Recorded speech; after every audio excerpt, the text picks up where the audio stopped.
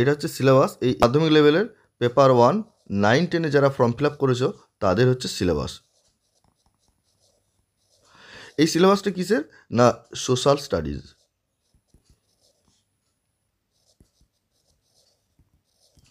Social studies paper.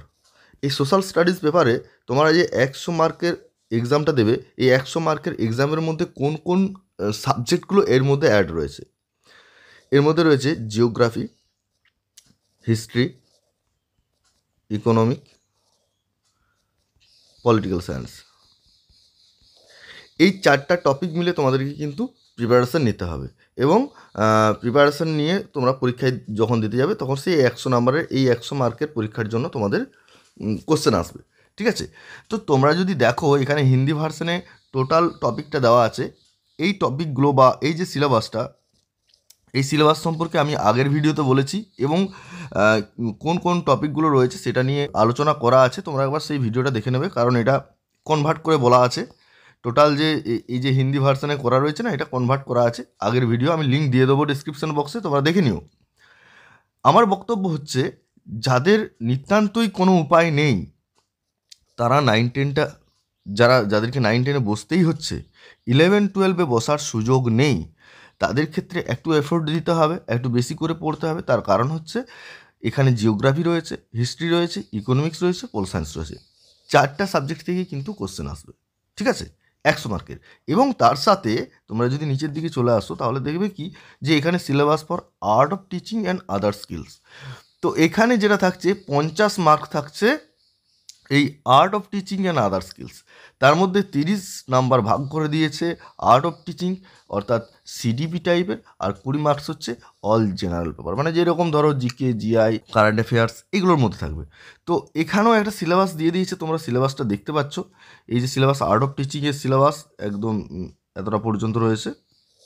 আর other স্কিলসের মধ্যে রয়েছে general knowledge, environmental science, mathematical aptitude আর হচ্ছে লজিক্যাল রিজনিং। তো আমার বক্তব্য হচ্ছে যাদের খুব মানে অসুবিধে, যে 9 10 ছাড়া যারা বসতে পারছো না, 11 12-এ বসতে পারছো না, তাদেরকে একটু বেশি এফোর্ট দিতে হচ্ছে।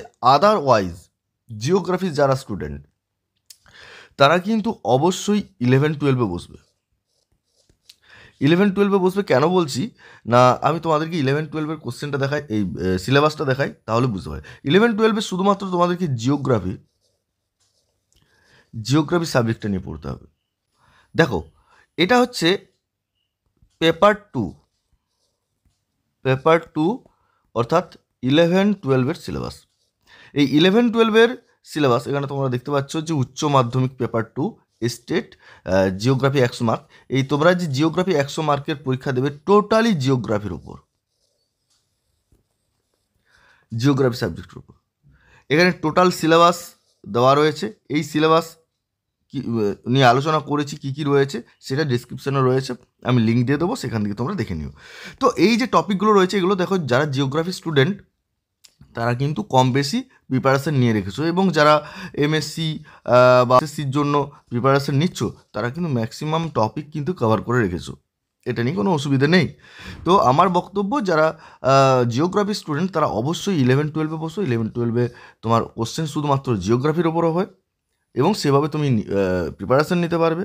ঠিক আছে, যাই হোক, আমি চেষ্টা করছি তোমাদের জন্য নোটসপত্র বানানোর এবং পরবর্তী ক্ষেত্রে যাতে একটা করে তোমাদের সাথে আলোচনা করতে পারি, একটা করে ভিডিওর মাধ্যমে টপিক ওয়াইজ এই যে সিলেবাস আছে সেই সিলেবাস ওয়াইজ, তাহলে অনেকটাই তোমাদের সুবিধা হবে।